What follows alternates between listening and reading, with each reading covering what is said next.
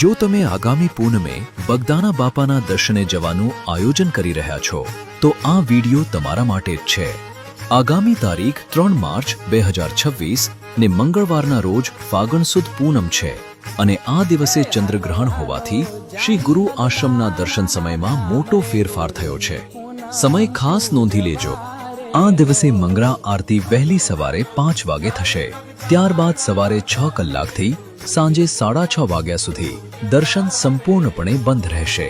આ દિવસે બપોરની રાજભોગ આરતી પણ બંધ રહેશે અને સાંજે વિધિવત જળાભિષેક કર્યા બાદ 7:30 વાગે સંધ્યા આરતી થશે અને ત્યારબાદ જ દર્શન રાબેતા મુજબ ફરીથી શરૂ થશે।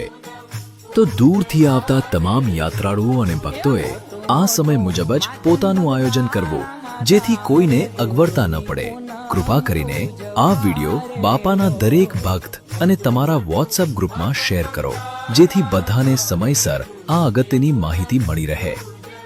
બગદાણા ધામ તરફથી સૌ ભાવિક ભક્તોને બાપા સીતારામ।